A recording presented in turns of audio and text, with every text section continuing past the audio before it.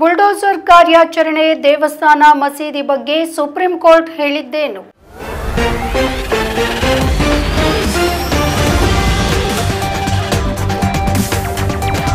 ಸಾರ್ವಜನಿಕ ಸುರಕ್ಷತೆ ಸರ್ವೋತ್ಕೃಷ್ಟವಾದದ್ದು. ಈ ನಿಟ್ಟಿನಲ್ಲಿ ರಸ್ತೆ, ಜಲಮೂಲ ಅಥವಾ ರೈಲ್ವೆ ಹಳಿಗಳನ್ನು ಅತಿಕ್ರಮಿಸುವ ಯಾವುದೇ ಧರ್ಮದ ದೇವಸ್ಥಾನ, ದರ್ಗಾಗಳಿರಲಿ ಅವೆಲ್ಲವನ್ನ ತೆರವುಗೊಳಿಸಬೇಕು ಎಂದು ಸುಪ್ರೀಂ ಕೋರ್ಟ್ ಅಕ್ಟೋಬರ್ 1ರಂದು ಮಹತ್ವದ ಆದೇಶವನ್ನ ನೀಡಿದೆ. ಭಾರತ ಜಾತ್ಯತೀತ ದೇಶವಾಗಿದೆ. ಬುಲ್ಡೋಸರ್ ಕಾರ್ಯಾಚರಣೆ ಮತ್ತು ಅತಿಕ್ರಮಣ ವಿರೋಧಿ ತೆರವು ಕಾರ್ಯ ಯಾವುದೇ ಧರ್ಮವನ್ನ ಲೆಕ್ಕಿಸದೆ ಎಲ್ಲಾ ನಾಗರಿಕರಿಗೆ ಸಂಬಂಧಿಸಿದೆ ಎಂದು ಸುಪ್ರೀಂ ಕೋರ್ಟ್ ಒತ್ತಿ ಹೇಳಿದೆ.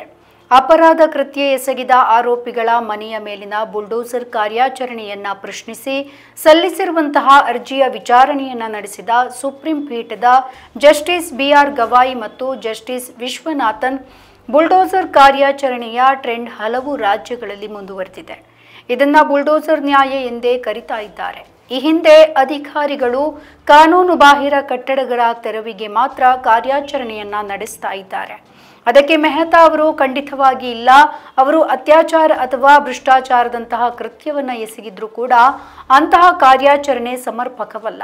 ಅದೇ ರೀತಿ ಕಾರ್ಯಾಚರಣೆ ನಡೆಸುವ ಬಗ್ಗೆ 1 ದಿನದ ಮೊದಲು ನೋಟಿಸ್ ಅನ್ನ ಅಂಟಿಸಬಾರದು. ಇದು ಬಹುತೇಕ ನಗರ ಪಾಲಿಕೆಯ ಕಾನೂನು ಅನ್ವಯ ಕಾರ್ಯಾಚರಣೆ ನಡೆದಿದೆ.